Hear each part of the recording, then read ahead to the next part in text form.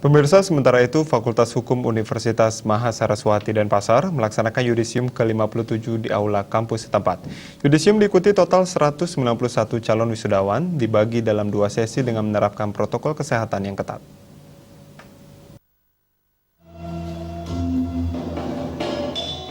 Menurut Dekan Fakultas Hukum Universitas Mahasaraswati Denpasar, Ketut Lanang Sukawati Putra Prabawa, meski masih dalam situasi pandemi COVID-19, yudisium kali ini tetap dilaksanakan dengan menerapkan protokol kesehatan yang ketat. Peserta yudisium wajib menggunakan masker dan sebelumnya melewati screening pengukuran suhu tubuh. Untuk mengurangi terjadinya kerumunan, peserta yudisium yang berjumlah total 191 orang dan dibagi menjadi 2 sesi. Sesi pertama berlangsung pukul 9 pagi dan sesi kedua digelar pada pukul 13 siang. Prosesi pelepasan calon wisudawan dilakukan oleh Dekan Fakultas Hukum Unmas didampingi Wakil Dekan 1 FH Unmas yang ditandai dengan pengalungan medali dan penyerahan piagam kelulusan bagi calon wisudawan. Dekan FH Unmas berharap lulusan FH Unmas nantinya bisa mengabdikan ilmunya bagi keluarga, masyarakat, bangsa, dan negara. Seluruh peserta yudisium yang ke-57 ini dengan jumlah 191 kita bagi beberapa termin agar memenuhi protokol kesehatan.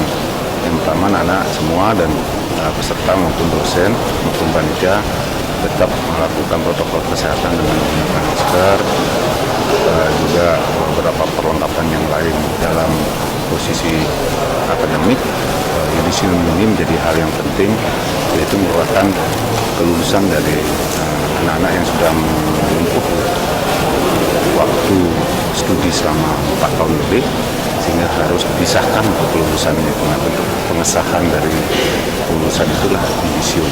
Dan hari ini semoga semua pelaksanaan yudisium di Fakultas Hukum Mahasaraswati 191 orang ini berjalan lancar dan aman, serta tetap menjaga kesehatan. Fasilitas kami yang tidak lepas ke 191 orang ini tetap harus mengabdi dan sudah ditunggu pengabdiannya oleh keluarga, oleh masyarakat, bangsa, dan negara.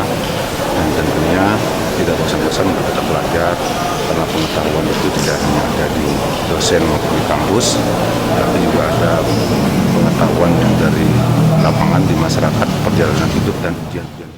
Sesuai arahan Rektor, hingga saat ini kegiatan perkuliahan di Fakultas Hukum Unmas masih menggunakan metode daring. Penggunaan metode daring dipastikan tidak akan mengurangi kualitas dari lulusan Unmas.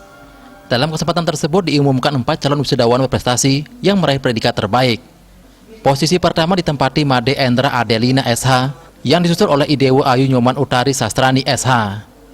Sementara peringkat ketiga ditempati 2 orang, yakni Idewo Ayu Mita Dwijayanti SH dan Icening Sudiantare SH. Peraih predikat lulusan terbaik berhak atas beasiswa penuh kuliah S2 di Prodi Pasca Sarjana Unmas hingga tamat. Peringkat kedua memperoleh hadiah beasiswa sebesar 10 juta rupiah dan peringkat ketiga masing-masing memperoleh beasiswa sebesar 5 juta rupiah. Eka Yana, Bali TV.